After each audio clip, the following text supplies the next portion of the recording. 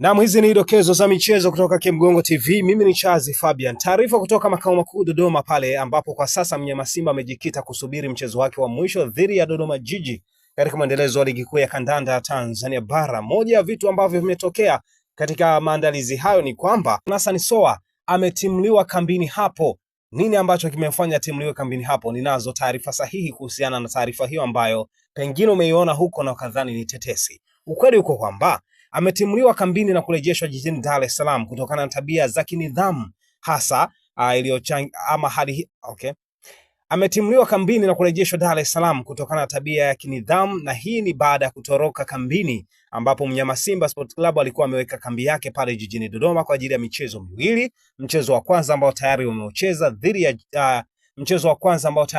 dhidi ya Tanzania Prisons, lakini mchezo wa pili dhidi ya Dodoma Jiji ambao wataucheza pia. Baada ya hapo basi itakuwa ni safari ya kurudi Dar es Salaam kuja kuweka kambi kwa siku moja na baadaye kuelekea Zanzibar kujiandaa kwa ajili ya mchezo wa Machi mosi, mchezo wa ligi kuu ya kandanda Tanzania bara dhidi ya watani wao wa jadi Young Africans.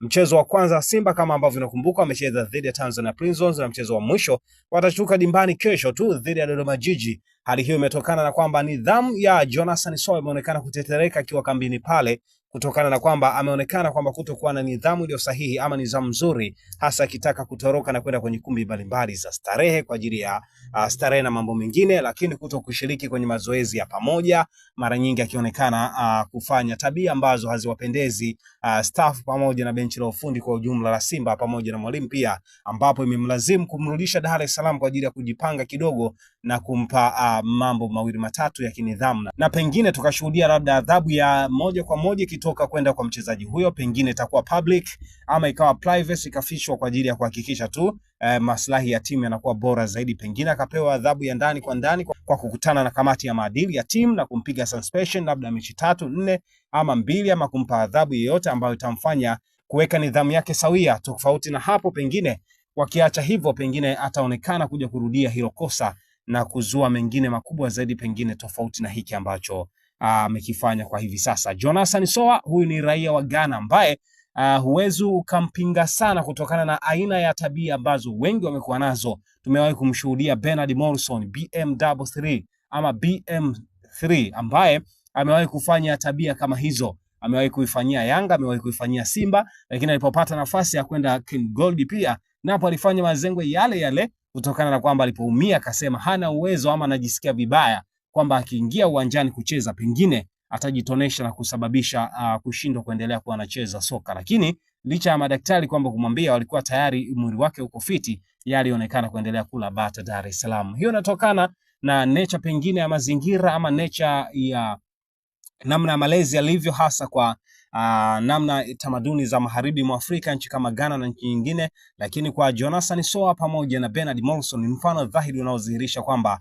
ni aina ya wachezaji watukutu ambao wamewahi kufika hapa nchini Tanzania kucheza ligi kuu ya kandanda Tanzania bara. Nakumbuka mchezo mmoja wapo ambao Jonathan Soa aliambulia kadi nyekundu ni pamoja na mchezo wa fainali ya CRDB Federation dhidi ya Singida Black Stars msimu uliopita, ambapo tunakumbuka kabisa kwamba dakika za mwisho Jonathan Soa akafanya kitendo ambacho kilimlazimu anyoshewe na kuonyeshwa kadi nyekundu, ambao pia ilikuja kuigharimu ama ilikuja kumgharimia kukosa michezo kadhaa.